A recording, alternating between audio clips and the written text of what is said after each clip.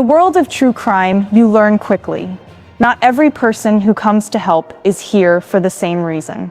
Lily and Jack Sullivan, two young lives that slipped out of sight in a place where nothing like this was supposed to happen. No city noise, no anonymous crowds. Just a small Nova Scotia community where everyone claims to know everyone, and yet no one can say where these children are. Then, months into the silence, a new figure arrives. Not a police officer, not a private investigator, an influencer. Someone with a camera, an audience, and a reputation for chasing headlines. They come to search for the children, but their presence stirs the town like a stone dropped into still water. Whispers turn into speculation. Neighbors watch from behind curtains. And at the center of it all, a voice rises above the rest. The children's own grandfather. Not with gratitude, but with accusation. Why? Why would a grandfather, still without his grandchildren, publicly challenge someone claiming to help? Did he see a distraction from the truth? Did he recognize something the rest of us missed? Or is this case now tangled in a new layer of suspicion that could derail what little hope remains? Because in this story, every move matters, every word is weighted, and when two children are still missing, nothing and no one should take our eyes off the truth. This isn't about clicks. This isn't about content. This is about Lily and Jack Sullivan and finding out who, exactly, is standing in the way of justice. But before we dive into this, kindly subscribe to our channel if you believe in fighting for justice. We've just crossed 4,000 subscribers, all because of your support, and we need that same energy to reach 5,000, then 6,000, and then 10,000. So go ahead and drop your fingerprints on that subscribe button and where you watching from, because wherever you are the day this vision is fulfilled, I will send my appreciation straight to you. Let's keep building this community that fights for justice together. When two children disappear, every moment matters. Every action, every word can change the course of the search. But in this case, the spotlight didn't just come from police officers, trained search teams, or community volunteers. It came from someone with a camera, a following, and a mission. This is no longer just the story of Lily and Jack Sullivan's disappearance. It's the story of how attention itself, both helpful and harmful, can bend the direction of an investigation. How a single presence can ignite rumors, shift focus, and even divide a community already walking on the edge of grief and suspicion. To understand why this moment is so pivotal, we have to step back. To the last known day Lily and Jack were seen alive. Please, let's make something clear. Here at Detective Max, we urge you all that this mission is not about fame, attention, or clicks. It is about justice. It is about finding the truth, and it is about ensuring that Lily and Jack's story is heard, not distorted, not hidden, but resolved. It was an ordinary day in the kind of town where ordinary is the norm, the kind of place where a child's absence should be noticed immediately. Yet that day came and went. Somewhere between the morning light and the darkening sky, the laughter of two children was silenced. The details we do know are chilling. A sighting near a wooden bridge, anxious expressions noticed by a neighbor in the days prior, and a community that didn't yet realize the ground beneath them was about to shift forever.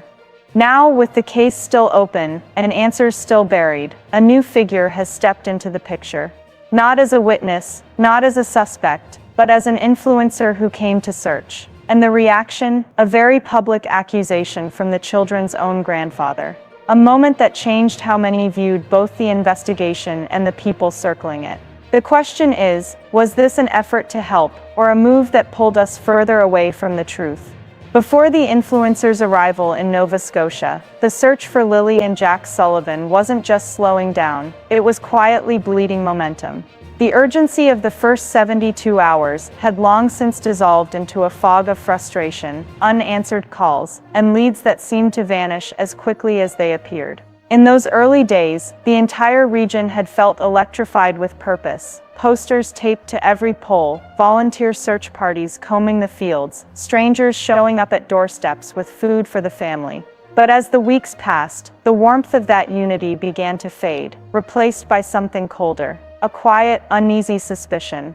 Conflicting witness accounts were at the heart of it. One neighbor was adamant, She'd seen Lily and Jack playing in their yard on the afternoon they vanished. Another insisted they hadn't been outside for days before the disappearance. Others added fragments, sounds they thought they'd heard, cars they thought they'd seen, but no two stories seemed to fit together. And the deeper investigators dug, the murkier it all became.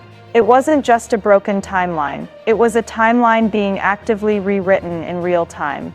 Meanwhile, the rumor mill was working overtime. In small towns, secrets rarely stay buried, unless of course enough people want them to. Some locals spoke in hushed tones about foul play, the idea that something terrible had happened to the children close to home, and that someone, maybe more than one person, was working hard to hide it. Others leaned toward a very different theory, one that framed the children's absence not as a crime, but as an act of protection, a desperate move by Malia Brooks Murray to spirit them away from a danger no one else could, or would address. These two narratives didn't just coexist, they clashed, quietly but persistently, at every kitchen table, every grocery line, every whispered conversation in the post office. And hanging over all of it was the widening gap between the community and law enforcement. People remembered the delays, the GPS data from the Wooden Bridge area that wasn't shared promptly, the unexplained lag in reviewing trail camera footage, the guarded and often vague public statements from officials. Each omission, each unanswered question, planted another seed of mistrust. For some, the feeling was simple: the people in charge weren't telling the whole story. For others, it was more complicated. Maybe they couldn't tell it. Either way, faith in the process was eroding fast. It was into this fractured, tense environment that an outsider, an influencer with a camera, a platform, and an agenda would soon step. They weren't just entering a missing persons case. They were stepping into a community already split by suspicion, frustration, and fear. And when they did, the fragile balance holding that silence together would start to crack. They didn't arrive quietly. In fact, they couldn't have, not with a following that spanned continents, and a reputation for swooping into unsolved cases like a storm. To their audience, they were a hero of the digital age, a relentless seeker of truth who had cracked other missing persons mysteries, or at least claimed to have.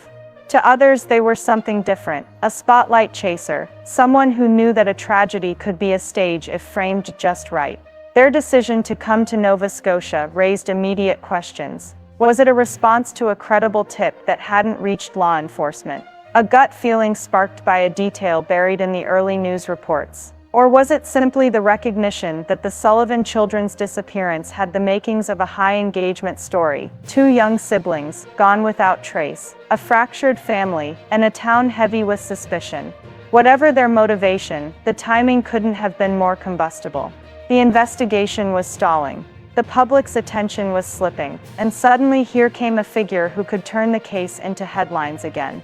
From the moment they stepped off the plane, the case stopped belonging solely to the people of this community. The influencer documented everything: their drive from the airport, their first walk through the quiet streets, even their initial stop at a roadside diner where they claimed a source had met them. Photos went up in real time, live streams pinged followers across the world, and in between these moments were the cryptic teases: "I know more than the public realizes." I've spoken to people who haven't told the police everything. For locals, it was a jolt. Some saw this as the break the case desperately needed: fresh eyes, a loud voice, and a platform that could pressure people into talking. Others saw danger, the risk that half-truths, misunderstood timelines, and selectively edited footage could ignite rumors that had already caused deep divisions. But whether welcomed or resented, one thing was certain: the tone had shifted. The quiet, methodical search had been replaced by something faster, louder, and far more public. And in a case where so much of the truth seemed to be hiding behind closed doors, a global audience was now knocking on them. It began quietly, a comment here, a remark there. But in small towns, quiet doesn't stay quiet for long.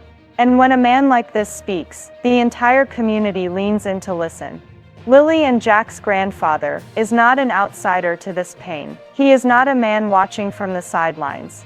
His life, his bloodline, his very identity is tied to these two missing children. Which is why when he decided to go public, The weight of his words landed like stones dropped into still water. The ripples went everywhere. He didn't mince them either. His accusation was clear. The influencer, who had descended on Nova Scotia with a camera in one hand and a large following at their back, was not here for the children. Not in his eyes. He claimed they had stepped over boundaries that no outsider, no matter their intentions, should dare to cross. He accused them of twisting details, shaping a story to fit their online persona, and in doing so, blurring the truth that mattered most, what really happened to Lily and Jack. It wasn't just what he said, it was how he said it.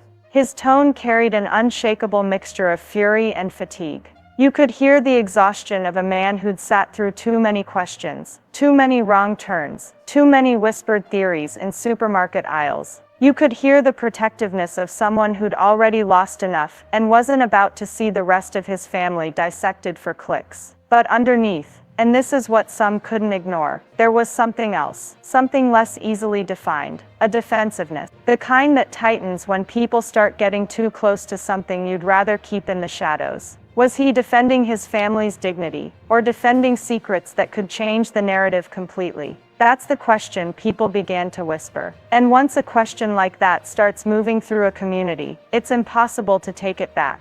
The town split almost overnight. To some, the grandfather was a hero in this moment, the last barrier against what they saw as a growing circus, where grief was on display and tragedy had become a backdrop for personal branding. To others, he was standing in the way of progress, blocking the one person who seemed willing to challenge the slow, guarded investigation and bring new attention to a case that had grown cold in too many people's minds. But the most dangerous shift was the one no one wanted to admit out loud. From the moment that accusation was made, the disappearance of Lily and Jack became less about the children and more about the fight between a grieving family and an uninvited outsider. And in that shift, there's a risk. Because when a case becomes about personalities, it can stop being about the truth. From the moment the influencer's first post about Nova Scotia went live, something shifted. It wasn't just that more people were suddenly talking about Lily and Jack. They were talking about the story of Lily and Jack, and that's not the same thing as finding them. On the surface, the visit looked promising. New eyes meant renewed attention. Tips began trickling in from strangers hundreds of miles away, convinced they'd seen something, heard something, remembered something. For a few brief days, the stagnant waters of the investigation rippled with new possibilities. But attention is a double-edged blade. For every genuine lead that surfaced, there were 3 more dead ends. Tips from people chasing clout, theories pulled from half-read headlines, and outright fabrications spun into comment sections like cobwebs. The police, already stretched thin, had to sift through this avalanche of noise, knowing that buried somewhere within it could be the one detail they truly needed. And then there was the human side, the ground-level searchers, the locals who had combed through woods and waterways in silence, who had braved the biting Atlantic wind with nothing but flashlights and determination. For them, the influencer's presence was jarring. Suddenly, searches that had been private, almost sacred acts of service, were interrupted by cameras, commentary, and live broadcasts. Some volunteers welcomed the attention, believing it might finally break the case open.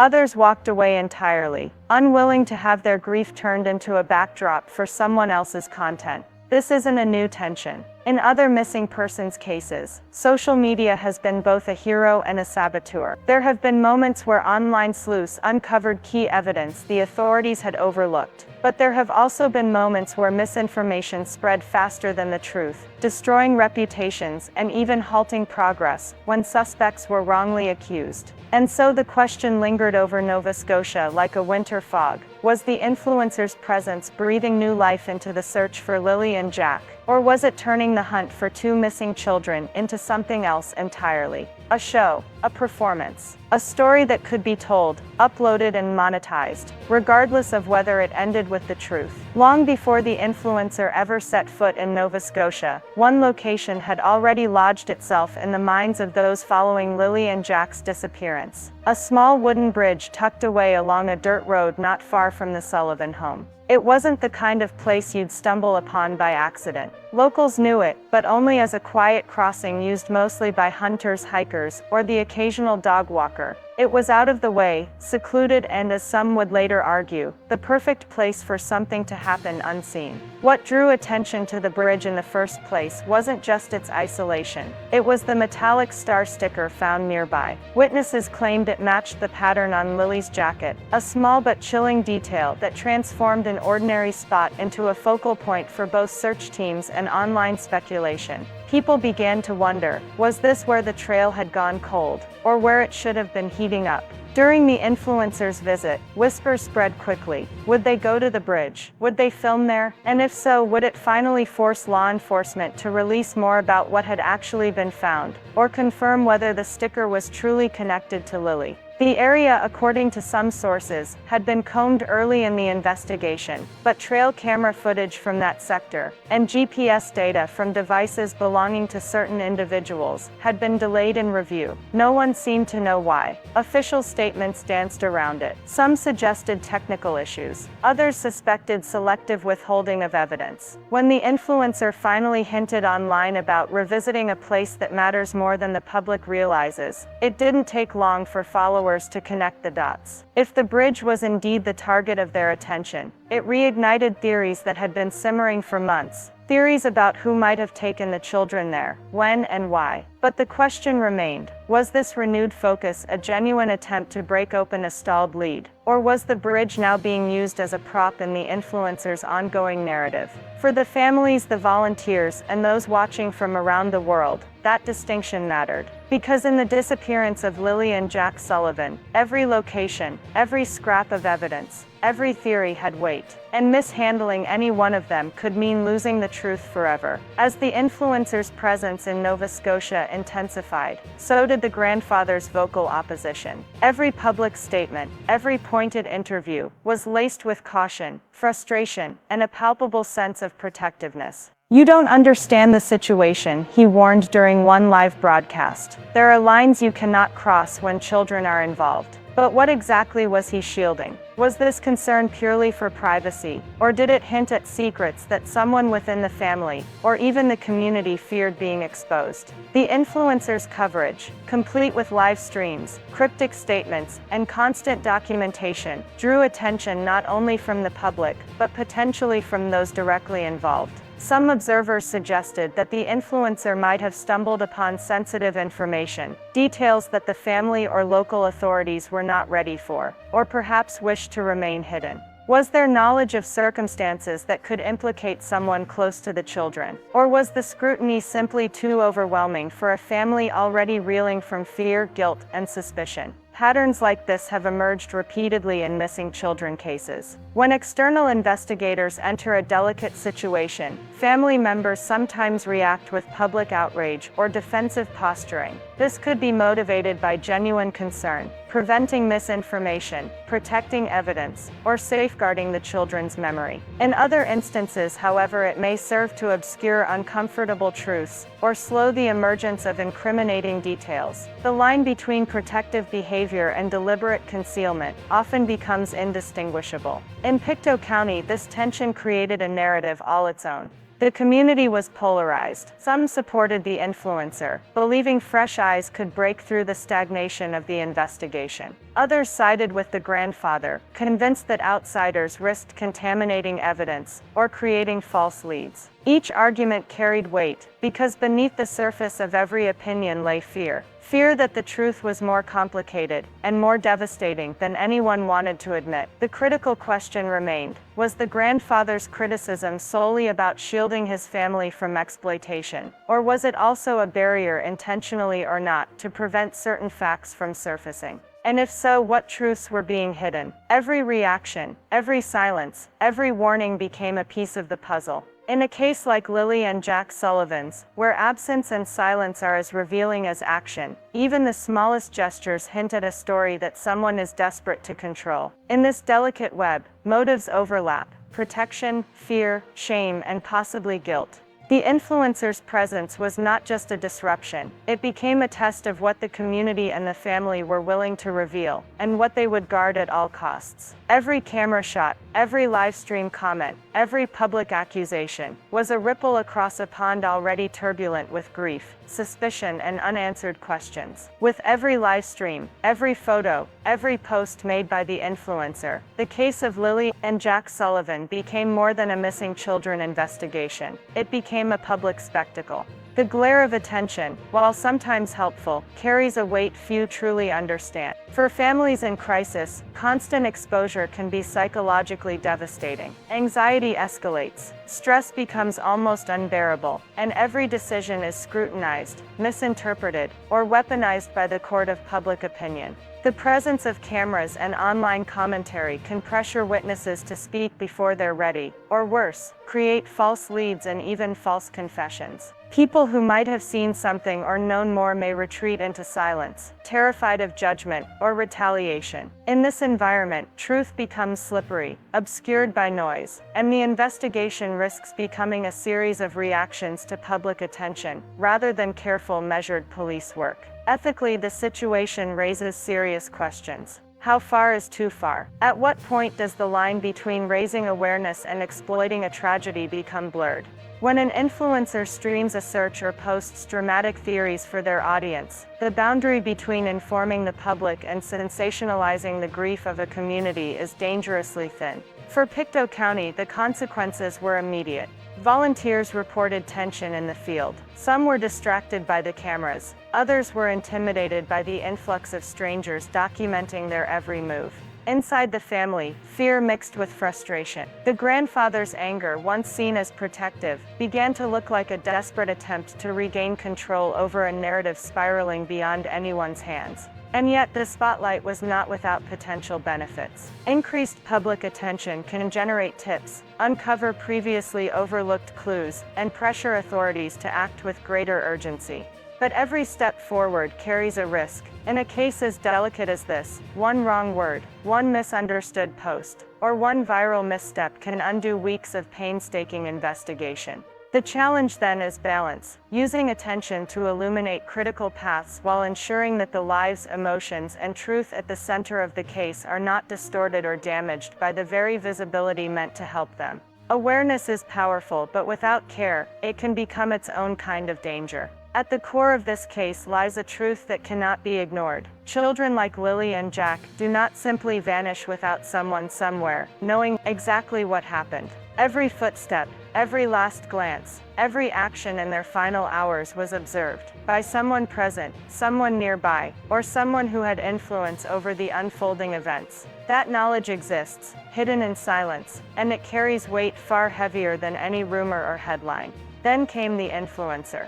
Cameras, live streams, posts, cryptic videos. Their presence transformed Pictou County from a quiet town in mourning into a stage watched by thousands. And suddenly every street corner, every trail, every abandoned back road became a scene to be examined, dissected, and broadcast. But this sudden attention raises a crucial question. Did it uncover hidden truths? Or did it scatter focus from the careful, methodical work of investigators who had been on the ground for weeks? Were the renewed tips genuine leads, or distractions generated by the glare of online attention? Amid the glare, the grandfather's reaction stood out sharply. Protective, furious, and deeply emotional, he publicly condemned the influencer, accusing them of overstepping boundaries, of potentially harming the investigation, and of drawing attention away from the children themselves. But beneath the surface, there may be more, a fear that painful truths, ones he could not control, might be exposed. His words, though loud and public, carried layers: anger, grief, and perhaps the desperate hope of keeping certain realities from coming to light. And yet, no matter the social media spectacle, no matter the opinions divided across the town and the internet, one reality remains unchanged. Someone knows more than they've said. That someone may be a witness, a caretaker, a relative, or a neighbor. And as long as they remain silent, Lily and Jack's story is incomplete. The challenge for all who care about these children is to sift through the noise, to separate spectacle from substance, to observe, analyze, and question everything. Because hidden in that silence may be the single clue that finally brings them home. The truth is both simple and devastating. No child disappears without leaving traces, not on cameras, not in footsteps, not in the hearts of those who knew them. And while the world debates, argues or speculates, someone out there carries the knowledge that could end the uncertainty. The question now is, who will speak, and how long can the silence hold? Even after the influencer's visit, the case remains shrouded in uncertainty. What, if anything, did they actually uncover? Their cameras captured every step, every whispered observation, every cryptic comment, but was it insight into the children's whereabouts, or merely a performance designed to draw attention and engagement online? The critical question remains, did this visit reveal evidence that authorities hadn't yet received? Were there observations, encounters, or details that could shift the investigation, but have yet to be shared with those tasked with finding Lily and Jack? Or was the trip ultimately more about content than closure, a spectacle that transformed a private, painful search into a viral narrative? Then there's the grandfather's reaction. His public statements were sharp, urgent, and filled with emotion. But why choose this forum? Why not communicate privately with investigators, or even the influencer themselves? His words broadcasted across news outlets and social media reveal a mix of grief, anger, and perhaps a desire to control the story. Was he protecting the family from exploitation, or shielding certain truths from surfacing? And as these questions mount, the town itself begins to fracture. Opinions diverge. Some defend the influencer, believing their presence could breathe life into stalled leads. Others side with the grandfather, warning that external attention can harm, mislead, or even endanger those involved. In a community already shaken by the disappearance of two small children, every action, every word, every decision now carries the weight of suspicion. And in this murky middle ground, the truth feels more elusive than ever. Ultimately, the open questions are as haunting as the disappearance itself. Who knows more than they've said? Who holds the pieces of the puzzle, and why have they stayed silent? And as the community watches, debates, and waits, one undeniable reality remains. Lily and Jack didn't vanish into thin air. Someone, somewhere, has the answers. As the dust settles from the influencer's visit, and the town wrestles with rumors, one truth remains. This case is not just about two missing children. It's about the control of information, the battle over narrative, and the pursuit of justice in the shadows of public spectacle. In this case, the search for Lily and Jack has become more than a manhunt for clues. It's a battle for the story itself. And stories can be twisted, buried, or weaponized. Every word, every gesture, every post can shape perception, mislead, or protect the guilty. This is where you come in. The eyes of the public matter. If you've noticed something unusual, a small detail others may have overlooked, or any information that could help bring clarity to this case, share it. Drop your reasoned thoughts in the comments. No slander, no accusations, only facts or ideas that could move the investigation forward. Every observation counts. Every lead matters. And remember the chilling reality: Lily and Jack didn't just vanish. And if you think you know something, remember the clock is ticking. Detective Max signs off with a final reminder. This mission is not about fame, attention, or clicks. It is about justice. It is about finding the truth. And it is about ensuring that Lily and Jack's story is heard, not distorted, not hidden, but resolved.